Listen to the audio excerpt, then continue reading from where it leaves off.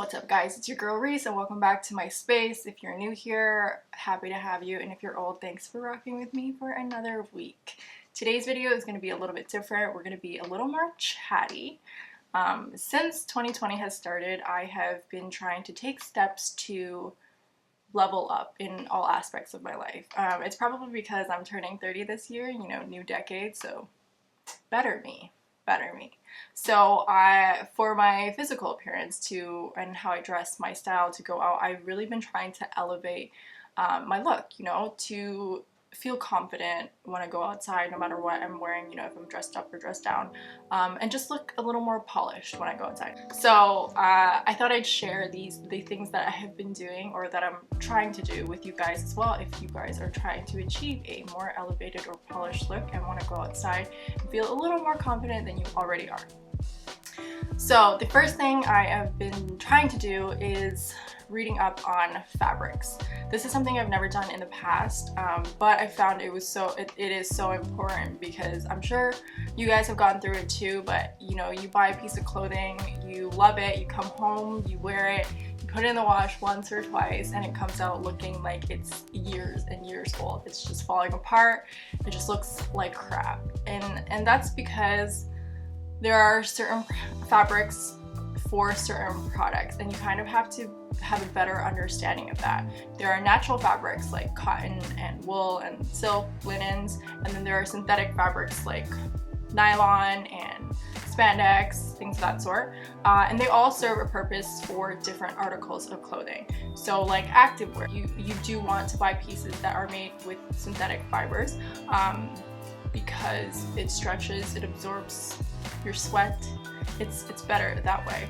Whereas like a cashmere sweater or a good pair of denim that'll last long. 100% cotton denim will last and hold shape for years and years on end, whereas the stretchy denim, which we all love, I do have stretchy denim, is cotton and like polyester blend for the elasticity, and it doesn't hold up as well. And I'm sure you've noticed, like I've put my stretchy skinny jeans into the wash for 100 times versus my like more structured mom jeans, and the skinny jeans look way more bad or old than my mom jeans, and the mom jeans are much older. So go figure. So ways that I've been trying to learn more about and be more conscious of this is by reading up on fabrics, but by also learning what a good fabric or good product, good high quality product looks and feels like. And the best way to do that is to start in your own closet. I walked into my closet and I took a look at the things that I've had for years and that have held up well, that look really good still. I took a look at the tags, and that's very important. Check your tags. And I felt them, you know, have a good look and feel, and then you kind of have a baseline on what you're looking for when you're shopping.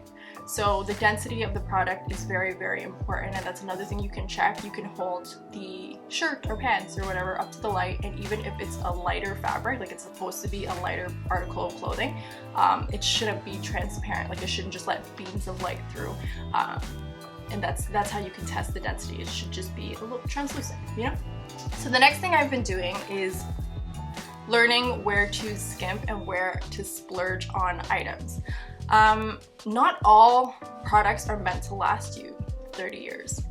So you can definitely skimp on some things like underwear or socks. You know, you don't have to buy hundreds and $1,000s worth of underwear or socks, or you know, like a shirt, a random shirt a trendy shirt that you know that it's not going to last over, or that's not going to fare well over the years style wise. You don't need to splurge on that, but you do need to learn where you should splurge. So for other things, kind of like handbags and shoes, I tend to splurge a little more, because I think that those pieces really tie your look together, or really elevate your look. You know, you could be wearing very basic top and trousers, but you can throw on a beautiful coat or add a beautiful handbag to kind of tie it all together and elevate your look. So the next thing to do is to take care of your items. I can't stress this enough. If you spend any money on your stuff, you should take care of it, right? And I am the first to be guilty of not taking care of my stuff. I throw my bags on the ground. One of out. I don't care. I get yelled at all the time. But I'm making a conscious effort to take better care of my products. So when they're not in use, I put them in their dust bags, my handbags in their dust bags. I stuff them so they hold shape, because if they're sitting in your closet and there's more and more stuff going in your closet, if you don't have the stuffing in there to hold its shape, there's things like kind of piling on top of it. It will kind of look like crap. So that's so important. I use dust bags for my shoes as well when I travel. They sit in the box otherwise, or they're on a shelf. Wash your clothes according to the label, and not everything. You know, some things say that you should dry clean them only, but you know that you can get away with like hand washing them or putting them on the gentle cycle in your washing machine. But just like I said, tip number one, know your fabrics. And if you know your fabrics, you know what you can or can't do with it. Silk is something that 1000% I take it to the dry cleaner no matter what, and it pays off, because I own so many silk blouses. I love silk blouses that I've had for 6-7 years, and they look brand new. And I mean, it's the gift that keeps taking from you, but it's worth it for you to always look kind of put together when you put it on. I feel so good when I put on my white silk blouses. So yeah, it's worth it to me. Also, this is very important too. This is something that I definitely didn't do for some of my really good quality t-shirts, and I really regret it, is address stains immediately. Have a Tide to Go pen in your bag, or if you're close to home, address that stain, because I've definitely ruined a couple really great white tees or white shirts by kind of letting my tea stains sit all day. And I regret it, because you spent money and now my shirt looks like crap. Okay, so my next point is to find a good tailor. A good tailor can take a good outfit and make it great. This is not something I was doing until my late 20s, and it makes such a difference. Based on your face shape, altering the neckline can really make your blouse more flattering on you, or taking in the shoulders and taking in the waist can really make an outfit or a piece look like it was perfectly made for you. Now, you don't have to alter everything. There are things that you should alter, like professional wear, I think should always look like it was made for you. Evening wear, you know, if you're going out on special occasion clothing. Pant hems are so important, and skirt hems to fit your body type properly. I think those are really, really important. I actually sometimes buy pieces that aren't my size, as long as they fit in like my shoulders or my hips, and I take it to my tailor before I rip off the tags and ask him if he can take it in to fit me better. If he can, perfect, then I keep it. If he can't, then I take it back to the store.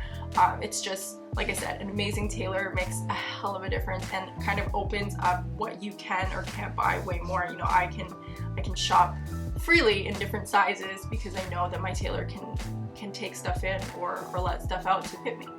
And you know, a tailor's not so expensive. Like, certain things are expensive, like fixing shoulders is expensive, so I would suggest finding things that fit in your shoulder, and if it doesn't fit everywhere else, the other alterations are a little cheaper. But most things are quite cheap. My tailor charges me like $5 to $10 per item, so that's not so bad. If you're spending already on your item, what's another $5? Okay, the next thing I'm trying to do more of is steam and iron my clothes. And honestly, it makes a hell of a difference. I hated ironing, so I started steaming.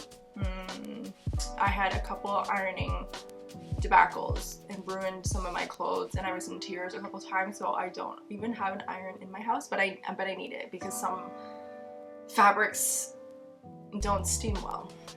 Anywho's, it is so important. When I became a professional and had a career, I found it much more important to steam my clothes or iron my clothes, because I wanted to look polished at meetings, around my bosses, around clients. But before that, I never ever would steam or iron my clothes. I was just lazy. And if you're lazy, honestly, there are hacks for that. You can throw your top, pants, whatever, into the dryer and turn it on, have it tumble for a couple minutes, and it, for the most part, does work out all your kinks. Or you can hang your clothes in the bathroom while you take a hot shower, and the steam in the shower will do its job and steam your clothes. So good hacks, and easy to do, and so worth it to look put together and polished, because there's nothing like a wrinkle in your shirt when you're going out on a meeting or something, or when you take a photo and you end up with a wrinkly shirt. Like, you can't smooth that out. You just can't. Okay, and my last item that I've been trying to do to elevate my look is more beauty related. My nails.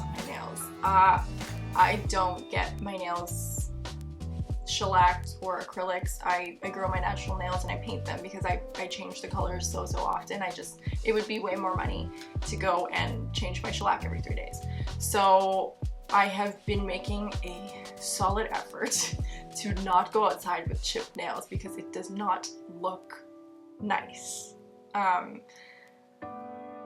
It's hard, like I said, because I paint my nails all the time and nail polish kind of sucks, but I've really been trying. And a hack for that, and not right now because I really enjoyed this dark olive color, but a hack for that is to go with nude polishes. Nude polishes are way more forgiving when it comes to chipping in your nails. If you do chip, you can't really notice it so much, so it'll give you like a day or 2 days. I've definitely pushed 2 or 3 days where, you know, I'm out there shaking people's hands like, hi, hello, nice to meet you, with chipped nails, but they're nude chipped nails, so it's like, it's kind of sort of okay. But I'm making a conscious effort to polish my nails and make sure my stuff is on 100, and yeah.